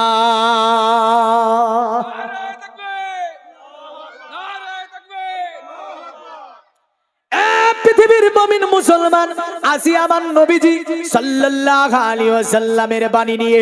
এই কারণে আপনার সনাতন ধর্মে বেদের মধ্যে বলল আসবো মাসু গমারুহে দেবদত্তং জগৎপতি ওসিনা সাদুদামার নমস্তে সবার যে গুণা নিবিতান চিরোরান্না সোনা কোনাং ওয়েনা প্রতি মুদ্দাতি নিপ্রনিঙ্গ চতুর্দশান কোটি সোনিয়নো সাথে অথো তেসং ভবিষ্যন্তি মানংসি বিসাদা নিবে বসুদেবং রাগাতি পুণ্য গঙ্গা নিষ্পৃশাম পৌরজান পদানংবে আতিষ্টি নাসোসা। বলল শুনে রেখে দাও, দুনিয়াতে অবতার কলির কলকি এমন একজন মানব হবে বিশ্বের মধ্যে তার সঙ্গে কারো তুলনা হবে না। নবীর সঙ্গে কারো তুলনা হবে, নবীর সঙ্গে কারো তুলনা হবে না। এই কথাটা যদিও আব্দুল মুতাল্লিব বলেছে। পিতা বলে ও গো আমিনা, আমি থাকিতে চিন্তা করো না, যিনি আছে তোমার গর্ভেতে সারা বিশ্বে তুলনা হবে না। জোরে বলবেন না, সুন্দর ভাষায় পিতা বলছে এর সঙ্গে কারো তুলনা হবে না। জোরে বলেন সুবহানাল্লাহ। কারণ মুহাম্মদ সাল্লাল্লাহু আলাইহি ওয়াসাল্লামের সঙ্গে কারো তুলনা হবে না। যদিও উর্দু এক কবি বলেছেন, আরে মুস্তাফা গে লাজবা, জোরে বলবেন না, উর্দু ভাষা। মুস্তাফা গে লাজবা, মুস্তাফা গে লাজবা, মুস্তাফা গে लाजवा फूल से तितली ने कहा हम पे किसी का रंग है जिसी पे दुनिया दंग है, जिसी पे दुनिया दंग है, तो फूल ने हंस कर कगाए, सुन ले तू मेरा गवा, मुस्तफा है लाजवा, मुस्तफा है लाजवा, मुस्तफा है लाजवा, मुस्तफा है लाजवा, हर अदाए नूरो रहमत, हर अदा कुरआनी है, आशिकों की जानी है, आशिकों की जानी है, एक ही उम्मी ने पढ़ाया दगर को उम्मुल कुरान, मुस्तफा के लाजवा, मुस्तफा के लाजवा, मुस्तफा के लाजवा, मुस्तफा के लाजवा। জোরে বলুন। একটু অসুবিধা হলো, বাংলাগুলো করতে গেলে এদিকে শেষ করতে পারবো না, তাই আপনার বেদে বলল মোহাম্মদ যিনি হবে, অবতার কলির কলকি যিনি হবে। আচ্ছা, অবতার কলির কলকি, যদি অবতার কলির কলকি পুরাণের মধ্যে আছে, দেবা ধর্মা চিত্র যুগা দেবা আলাকষ্ট চার আগষ্ট পৃষ্ঠ চা সন্তুষ্ট কলকো রজনী চা ভুবননা দেবা দিলিঙ্গে সুভূষানে ভূষিতে সুচ ইন্দ্র জালি বুদ্ধাতি কল্পকা পূজা কা জনন শান্তি। এখানে অবতার কলির কলকি বলে ইঙ্গিত করা হয়েছে। তো এই অবতার কলির কলকি সম্পর্কে বেদে বলছি কি জানেন? আসবো মাজু গমারুগে দেবদত্তং জগৎপাতিং সিনা সদুদমন নমস্তে শবর্জি গুণানিবিতম। ওই অবতার কলির কলকি যিনি হবে, তার সঙ্গে পৃথিবীর কারো তুলনা হবে না। আর তিনি হবে পৃথিবীর জমিনে, তিনার মধ্যে সব ধরনের সদ্গুণের অধিকারী হবে। জোরে বলেন। অতঃপর তাকে বলল মহান ঋষি, মহান ঋষি দয়া করে বলবেন তার চেহারাটা কেমন হবে, সে দেখতে কেমন হবে। বলল শুনি রেখে দাও, তিনার চেহারা ভাষা দিয়ে বলতে পারবো না, তিনার চেহারা এমন করে বর্ণনা দিতে পারবো না। বলে কেন গো, তার চেহারা কেন বর্ণনা দিতে পারবে না? বলে এতটা বলতে পারবো, চিররান্না সোনা খোনাং হইনা পুতি মুদ্দা দিং। অতএব তিনার চেহারা এমন হবে, তিনার চেহারা থেকে যেন আলোক রশ্মি বিচ্ছরিত হবে। আল্লাহর নবী আমার অন্ধকার রাত্রিতে যদি নবী আমার মুচকি হাসতো, নবী পাকের দান মোবারকের লাইটে যেন অন্ধকার দূরভূত হতো। জোরে বলেন। এটা বেদে বলল চির রান্না সোনা খোনাং হয় না প্রতি মুদ্দাতিং। আর হাদিসে এমনই আছে, মিশকাত একটা হাদিস এইভাবে বর্ণনা হয়েছে, কারণ হাদিসগুলো শোনা দরকার আছে না নাই? একদিন রমজান শরীফের মাস, কিসের মাস? রমজান শরীফের মাস। রাসূলুল্লাহ সেহরি রান্না করার সময়তে একদম মসজিদে নববীতে হাজির, কারণ নবীর জীবনে তাহাজ্জুদের নামাজ কাজা ছিল না। জোরে বলবেন না? আর আমাদের তাহাজ্জুদ তো দূরের কথা, জীবনের সবই কাজা, ঠিক না ভুল? তো রাসূলুল্লাহ একদম গিয়েছে যখন সেহরি রান্না করবে, আল্লাহর নবী সাল্লাল্লাহু আলাইহি ওয়াসাল্লাম মায়েশার দরজার উপরে দাঁড়িয়ে আয়েশাকে সালাম দিচ্ছে, আসসালামু আলাইকুম ইয়া আহলাল বাইত। জোরে বলেন। মায়েশাতুল হুমাইরা রাদিয়াল্লাহু তাআলা আনহা আমার নবীজির সালামের জবাব কানা ফিরিয়ে দিলেন। মায়েশার ঘরে যেন কোনো বাতি নাই, কোনো যেন আপনার লাইট নাই। মায়েশাতুল হুমাইরা আমার নবীজিকে আপনার বলছে, ইয়া রাসূলুল্লাহ আপনি একটু আমার ঘরের মধ্যে বসুন। আমার নবী বলে, আয়েশা বলে কেন? আয়েশা বলছে, ইয়া রাসূলুল্লাহ আমার ঘরের বাড়িতে, আমার ঘরের প্রদীপে যেন তেল নেই, তেল যেন ফুরিয়ে গিয়েছে। আজকে আমি বাদ বাকি কাজগুলো করতে পারবো না। অন্ধকারের মধ্যে ইয়া রাসূলুল্লাহ, আপনি যদি আমার ঘরের মধ্যে বসেন, আমার ঘরটি আপনার নূরের ঝলকিতে আলোকিত হবে, আপনার চেহারার ঝলকিতে আলোকিত হবে।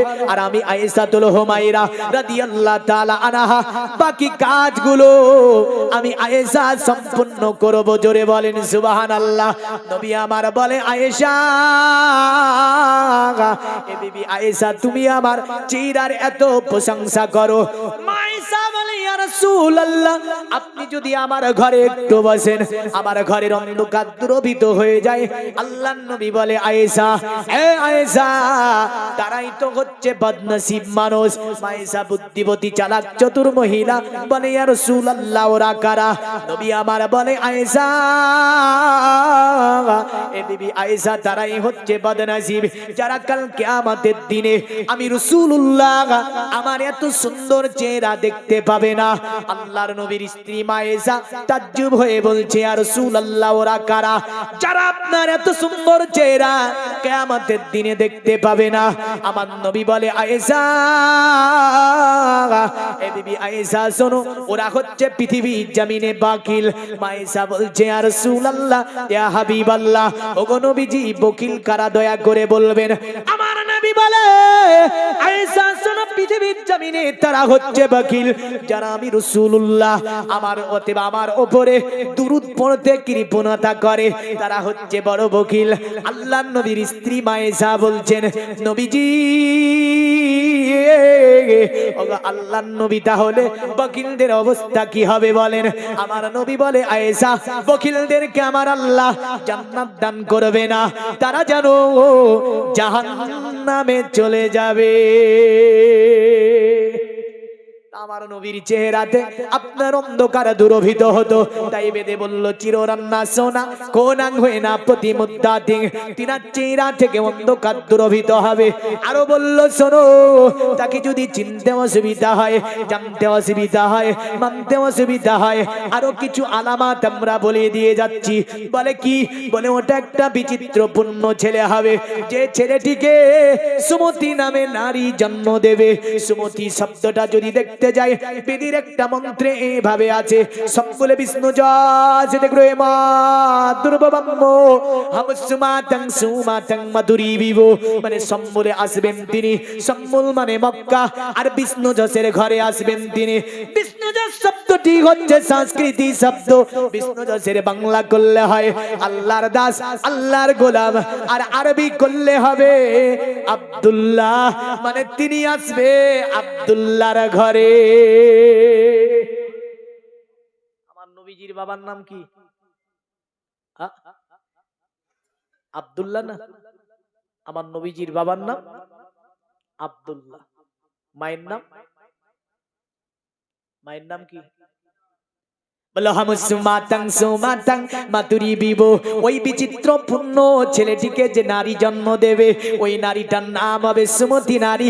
সুমতি শব্দের অর্থ হচ্ছে সুন্দরী, সুমতি শব্দের অর্থ হচ্ছে মাধুর্যবান, সুমতি শব্দের অর্থ হচ্ছে চরিত্রবান। আর যদি এই সুমতির আরবি করতে যান, আরবি হবে আমেনা, মানে আমেনা নারী বিচিত্রপূর্ণ ছেলেটিকে জন্ম দেবে। বলে, কেন গো, কেমন করে? বলে, নিপ্রলিঙ্গ ছুদ্দুদূষণ করিসনিয়নসাদি, মানে ওই ছেলেটি আসবে একটা বিচিত্রপূর্ণ ছেলে, যদিও আসবেন তিনি খাতনা করা অবস্থায়। জোরে বলেন, কি করা অবস্থায়? এখন ভাবছে খাতনা করলেই মুসলমান। হ্যাঁ, খাতনার সঙ্গে মুসলমানের কি সম্পর্ক যদি বলেন, খাতনা কোনো মুসলমানের স্তম্ভ নয়, খাতনা করা ফরজ নয়, খাতনা করা ওয়াজিব নয়, খাতনা করা হচ্ছে সুন্নাত। কি গো? খাতনা করা সুন্নাত, বহু প্রকার আছে। তাহলে খাতনা না করলে তাকে কি মুসলমান বলা যাবে না? হ্যাঁ, কে বলেছে যাবে না? মুসলমান কারা? পবিত্র কোরআন দেখেন, আল্লাহ বলছে, ইয়া আইয়ুহাল্লাযীনা আমানুত্তাকুল্লাহা হাক্কা তুকাতিহি ওয়া লা তামুতুন্না ইল্লা ওয়া আনতুম মুসলিমুন। আমার আল্লাহ বলছেন ইমানদারেরা, এ বিশ্বাসীরা, তোমরা আল্লাহকে ভয় করো। ভয় করার মতো জোরে বলেন। ভয় করি? ভয় করলে মুসলমান কখনো নবীজির সুন্নাত গুলোকে আপনার বাদ দেবে না। মুসলমান যদি ভয় করত সুদ খেত না, মুসলমান যদি ভয় করত নামাজ বাদ দিত না, মুসলমান যদি ভয় করত অন্যায় অত্যাচার করত না, মুসলমান যদি ভয় করত তাহলে কখনো আজকে হারাম খেত না, মুসলমান যদি ভয় করত আজকে একাধিক সুন্নাতকে কুরবানি করত না। কিন্তু মুসলমান ওই রকম ভয় করতে পারেনি। আল্লাহ বলছে ওয়ালা তামুতুন্না, আর তোমরা মৃত্যুবরণ করিও না ইল্লা ওয়া আনতুম মুসলিমুন, যতদিন তোমরা মুসলমান না হবে। মুসলমান শব্দটি আরবি শব্দ, এর যদি বাংলা করা যায় তাহলে বাংলা হবে আত্মসমর্পণকারী। যারা আপনার ইসলামিক হুকুম আহকাম আরকান ইসলামের সংবিধানের কাছে, ইসলামের লয়ের কাছে যারা নিজেকে আত্মসমর্পণ করে দিল, তারাই হচ্ছে পৃথিবীতে মুসলমান। আমরা আত্মসমর্পণ কতটা করতে পেরেছি? নিজের একটা নাফস আছে যেন লাওয়ামা, লাওয়ামাকে জিজ্ঞাসা করেন, ও উত্তর দেবে। কারণ এই কারণে বিদ্রোহী কবি কাজী নজরুল ইসলাম নাফসে লাওয়ামার দিকে লক্ষ্য রেখে একটা কবিতা রচনা করেছিলেন। তিনি বলেছিলেন না, কোথায় স্বর্গ কোথায় নরক, কে বলে তা বহুদূর, মানুষের মাঝে স্বর্গ নরক মানুষইতি সুরাসুর।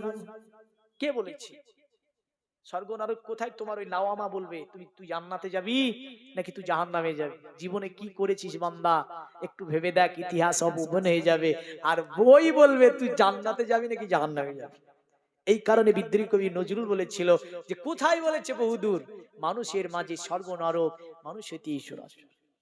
তাহলে স্বর্গ নরক আজ যদি দেখতে যাই, আমরা নিজেই যদি ভাবনা চিন্তা করি যে গানা শুনে কি স্বর্গ পাওয়া যাবে, নাফসে লাওয়ামা বলে না। কি বলে? সে যে ধর্মেরই হোক, নিজেকে মানব, যার মধ্যে মানবতা আছে, মানবতন্ত্র আছে, যে ধর্মেরই হোক, ও নিজে নিজে জিজ্ঞাসা করবে নিজেকে, গানা শুনে কি জান্নাতে যাবি? তো নাফসে লাওয়ামা বলবে না, গানা শুনে জান্নাতে যাওয়া যাবে না। যে ধর্মেরই হোক নিজের মানবতাকে জিজ্ঞাসা করবে, বল মদ পান করে কি জান্নাতে যাওয়া হবে? নাফসে লাওয়ামা বলবে না রে বান্দা, মদ পান করে জান্নাতে কোনো জায়গা হবে না। নিজের নাফসকে জিজ্ঞাসা করবে, মানবতাকে বল অন্যের মাল চুরি করে কি জান্নাতে যাওয়া যাবে? বলবে না, জান্নাতে যাওয়া যাবে না। নিজের আপনার মানবতাকে জিজ্ঞাসা করবে, অন্য মানুষকে কি, অতএব অন্য মানুষের প্রতি অত্যাচার করে কি জান্নাতে যাওয়া যাবে? নাফসে লাওয়ামা বলবে না, অত্যাচার করে অত্যাচারী কখনো জান্নাতে যাবে না। বলবে না? বলবে না? যে ধর্মেরই হোক। তাই বলবো মানবতা আনে, কারণ মানবতা যার মধ্যে নাই সে মানুষ নয়। মানব নামে ও নিকৃষ্টতম জন্তু। কোরআন বলেছে ও নিকৃষ্ট চতুষ্পাদ নাই। যার মধ্যে মানবতা নাই, তাহলে মানবতা হচ্ছে একটা মানব জীবনে বড় একটা পরিচয়। সে যে ধর্মেরই হোক বাপ। আসি তাই আমি বলতেছিলাম যেটা, যে আমরা মুসলমান, কিন্তু আমরা আত্মসমর্পণ করতে পারি নি। আল্লাহ আমাদের সকলকে ইসলামিক হুকুম আহকাম আরকানের উপরে নিজেকে আত্মসমর্পণ করার তৌফিক দেয়। জোরে বলেন, আরো জোরে বলেন আল্লাহুম্মা আমিন। আসেন এবার সর্বশেষ যুবকদেরকে হিট করা একটা ওয়াজ দিয়ে যাব, সব জায়গায় কাজে লাগবে, বুঝলেন? তবে তার পূর্বে যেটা বলতেছিলাম, নিপ্রলিঙ্গ 14,999 মাসনাদে আহমদের মধ্যে একটা হাদিস এখানে উল্লেখ করতে পারি আমরা। একদিন রাসূলুল্লাহ আয়েশার সঙ্গে কথা বলছে, আল্লাহর নবী বলছেন, আয়েশা তুমি কি জানো আমি আল্লাহর তরফ থেকে 3টি জিনিস নিয়ে দুনিয়াতে এসেছি? জোরে বলেন কটা? তবে বেদে বলল নিপ্রলিঙ্গ 14,999 অথতি সাংভবিসম, মানে তিনি খাতনা করা অবস্থায়, বিচিত্রপূর্ণ ছেলে খাতনা করা অবস্থায় আছে। আর নবী বললেন, আয়েশা 3টি জিনিস নিয়ে আমি দুনিয়ার জমিনে পদার্পণ করেছি। মা আয়েশা বলছে ইয়া রাসূলুল্লাহ ইয়া হাবিবাল্লাহ, ওগো নবীজি দয়া করে তিনটি জিনিসের নাম আপনি একটু দয়া করে বলবেন। আমার নবী বলে আয়েশা, এই বিবি আয়েশা শোনো, প্রথম নম্বরে আমি রাসূলুল্লাহ আমার মায়ের নারীর সঙ্গে আমি নবীজি আমার নারীর কোনো সংযোজন ছিল না। জোরে বলেন সুবহানাল্লাহ। মা আয়েশা বলছে নবীজি এক নাম্বার জেনে নিলাম যে আপনার নারীর সঙ্গে মা আমেনার নারীর কোনো যোগ ছিল না। ইয়া রাসূলুল্লাহ দ্বিতীয়টার নাম দয়া করে বলবেন। আমার নবী বলে আয়েশা, এ বিবি আয়েশা শুনে রেখে দাও, আমার আল্লাহ পাক আমাকে সুন্দরতম দান মোবারক দান করে দুনিয়ার জমিনে পাঠিয়েছে। জোরে বলেন সুবহানাল্লাহ। এই কারণে কোন কবিও বলেছে না, আরে জুলফো কো রুক সে হটা দো তো কামার শর্মায়ে, জোরে বলবেন না, अरे जुल्फो को रुक से हटा दो तो कमर शर्माए, मुस्कुरा दो तो अंधेरों में शहर हो जाए। নবী বলে আয়েশা আমার দান মোবারক আমার আল্লাহ আমার পছন্দীয় আল্লাহর পছন্দীয় করে দিয়ে আমি নবীজি দুনিয়ার জমিনে আমাকে পাঠিয়েছি। মা আয়েশাতুল হুমায়রা বলছে ইয়া রাসূলুল্লাহ তৃতীয়টার নাম দয়া করে বলবেন। আমার নবী বলে আয়েশা, এ বিবি আয়েশা শুনে রেখে দাও, আমি নবীজি সাল্লাল্লাহু আলাইহি ওয়াসাল্লাম দুনিয়ার জমিনে আমি আয়েশাতুল ওয়াতিব আমি রাসূলুল্লাহ অতএব আমি খাতনা করা অবস্থায় দুনিয়ার জমিনে এসেছি। জোরে বলেন সুবহানাল্লাহ। তো আমার নবী দুনিয়াতে এসেছে খাতনা করা অবস্থায়, নবীকে আমার আল্লাহ দুনিয়ার জমিনে পাঠিয়েছে। এই কারণে পণ্ডিত বলে দিল নিপ্রলিঙ্গ 14 দশার কোটি নিয়ন সাদিং ছেলেটি বড় বিচিত্রপূর্ণ ছেলে, যাকে খাতনা করা অবস্থায় দুনিয়ার জমিনে পাঠিয়ে দেবে। তবে শোন অতুতি সংভবিসন্তি মানংসি বিসাদা নিবে, তার সংস্পর্শে যারা চলে যাবে তারা যেন শান্তি পেয়ে যাবে। জোরে বলেন সুবহানাল্লাহ। কারণ তিনি দুনিয়ার জমিনে শান্তি ছাড়া অন্য কিছু আর চাননি, কারণ তিনি কখনো আযাব চাননি। এ মুসলমান, আমরা তাদেরকেও জানিয়ে দিতে চাই যারা আমার নবী সম্পর্কে কুরুক্তি করেছে, যদি সত্যকারী তারা ইতিহাস পড়ে থাকে, নিজের ধর্মীয় গ্রন্থগুলো পড়ে থাকে, জীবনে কোনোদিন মুহাম্মদকে নিয়ে কুরুক্তি করবে না, জীবনে মুসলমানদেরকে সন্ত্রাস বলবে না। কারণ আমার নবীজি মক্কাতুল মুকাররমার সরজমিনে নবীকে তারা পাথর মারলো, পাথরের আঘাতে আমার নবীজি সাল্লামের বললেন শরীরে রক্তে রক্তাক্ত হয়েছে। আমার আল্লাহ বলছে আযাবের ফেরেশতাকে, আযাবের ফেরেশতারা দেখো আমার নবীকে তারা পাথর মেরেছে, আমি আল্লাহ নবীকে পাথর মেরেছে, আমি আল্লাহ এটা বরদাস্ত করব না। যাও অতীত তায়েফের জমিনে আমি আল্লাহ একটা সমুদ্র বানিয়ে দেব, কারণ পৃথিবীতে আমি আল্লাহ একটা সমুদ্র বানিয়েছি যার নাম হচ্ছে বাহারে লুত, যেখানে লুত নবীর কওমেরা বসবাস করত। এক রাত্রিতে আযাবের ফেরেশতা পর মেরে সমুদ্রে পরিণত করে দিয়েছে। আমার আল্লাহ বলছে সমুদ্র রাখতে হবে যার নাম হবে বাহারে তাইফ। ফেরেশতা আসার পরে নবীর কাছে আসছে, আমার আল্লাহ ডাক দিয়ে বলে এ ফেরেশতা আমি আল্লাহ তো হুকুম দিয়ে দিলাম, তবে নবীকে তারা মেরেছে, নবীর কাছে একটু পারমিশন নিয়ে নেবে। ফেরেশতারা আসার পরে নবীরে বলে ইয়া রাসূলুল্লাহ ইয়া হাবিবাল্লাহ, নবীজি তারা আপনাকে পাথর মেরেছে, আমার আল্লাহ তাইফ শহরটাকে ধ্বংস করে দেবে। আমি আযাবের ফেরেশতা এখানে যদি একটা পরকে মেরে দিই পুরা তাইফ সমুদ্রে পরিণত হবে। ওগো নবীজি, তবে আমার আল্লাহ বলেছে হাবিবের কাছে অনুমতি নেবে, যদি হাবিব অনুমতি দেয় তবে আযাব তোমরা দিয়ে দেবে। আমার নবী আযাবের ফেরেশতাকে বলে না, আযাব আমি রাসূলুল্লাহ চাই না, যাও ফিরে যাও। আমার আল্লাহ নবীকে বলছে নবীজি তারা আপনাকে পাথর মারলো, রক্তে রক্তাক্ত করে দিল, অপমান করলো, আর আপনি তাদের জন্য আযাব চান না। আমার আল্লাহ নবী বলে আল্লাহ তুমি মুসার কওমের উপরে লোহিত সাগরকে চিরে ফেরাউনকে তুমি ডুবিয়ে দিলে আল্লাহ, এ আমার আল্লাহ, আর ওই নমরুদকে তুমি মশা পাঠিয়ে নাংলা মশা দিয়ে তুমি মেরে দিলে আল্লাহ। এমন করে আল্লাহ এমন করে বাদশা বাগতে নাসারকে নিজে জান্নাত তৈরি করলো, কিন্তু তাকে জান্নাতে ঢুকতে দিলে না। এ আমার আল্লাহ, এমন করে তুমি আমালিকা সম্প্রদায়কে সিরিয়ার জমিনে ধ্বংস করে দিলে আল্লাহ। এ আমার আল্লাহ, এমন করে তুমি হামানকে ধ্বংস করে দিলে। এ আমার আল্লাহ, এমন করে তুমি দুনিয়ার জমিনে অতএব ওই যে কওমে আদ যাদেরকে বড় শক্তিশালী করেছিল আল্লাহ, তাদেরকে ধ্বংস করে দিয়েছিল আল্লাহ। আমার নবী বলে আল্লাহ ফিরআউনের মতো আযাব আমার উম্মতের উপরে যায় না। হামানের উপরে যা আযাব এসেছিল ওই আযাব আমার উম্মতের উপরে যায় না। আয় আমার আল্লাহ, নমরুদের উপরে যা আযাব দিয়েছিলে ওই আযাব আমার উম্মতের উপরে যায় না। এ আমার আল্লাহ, এমন করে আমালিকা সম্প্রদায়ের উপরে যে আযাব তুমি দিয়েছিলে ওই আযাব আমার উম্মতের উপরে যায় না। আমার নবীকে আল্লাহ বলে হাবিবি গো, এ আমার নবী, আপনাকে তারা পাথর মারলো আর আপনি বলেন তাদের জন্য আযাব চাই না। আমার আল্লাহ নবী বলে আল্লাহ তুমি আমাকে কথা দাও, ইতিপূর্বে অনেক উম্মতকে তুমি ধ্বংস করে দিয়েছো, কিন্তু তুমি আমাকে কথা দাও যে আমার উম্মতকে তুমি বড় কোনো আযাব দেবে না। আমার আল্লাহ বলে আমার হাবিব আপনি সর্বময় উম্মতের হয়ে কান্না করেন, আমি আল্লাহ আপনার দোয়া কবুল করলাম।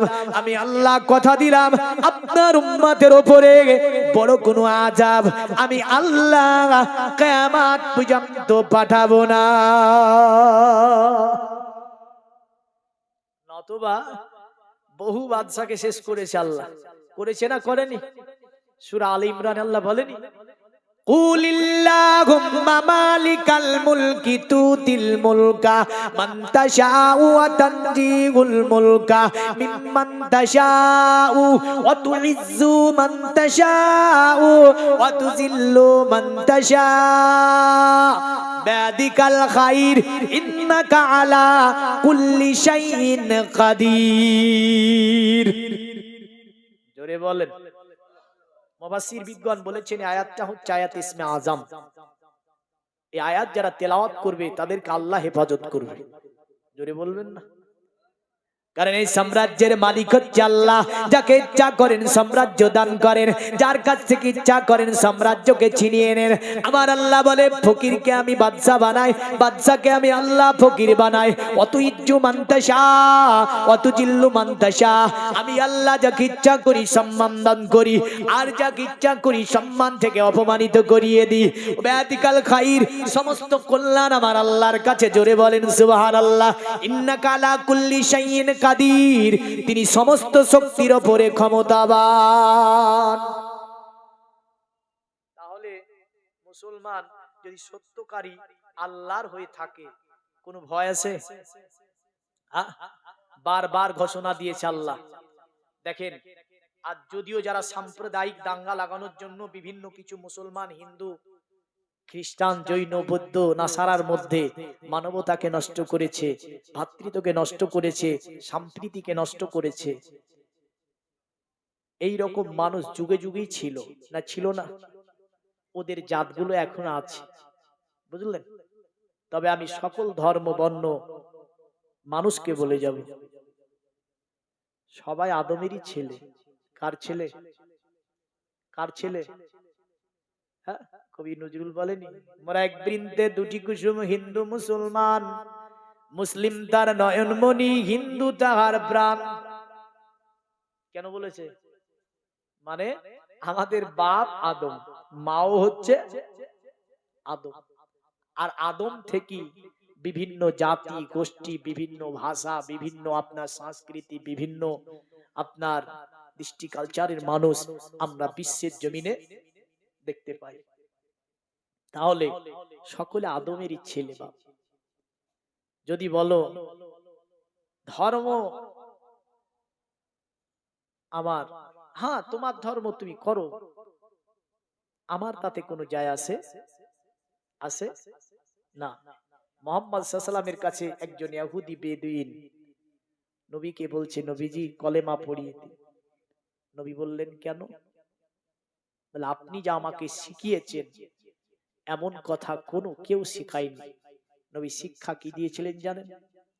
ওই যুবককে বলেছিল, শোন, কোন মন্দিরে প্রসাব করিবি না, কোন গির্জার মধ্যে প্রসাব করিবি না, কোন পূজালয়ে প্রসাব করিবি না, মুসলমানদের মসজিদেও প্রসাব করবি না। জোরে বলেন।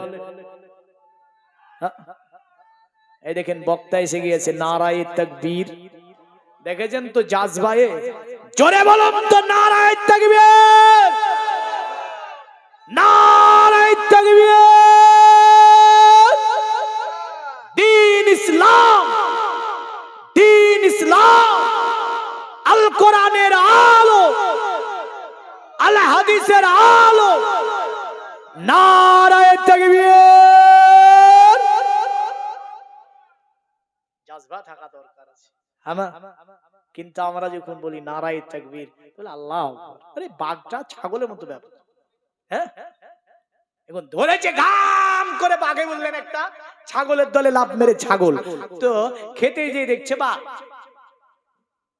কিরে আমি তো ছাগলের মধ্য থেকে তোরে ধরে আনলাম, তো দেখছি বাঘ।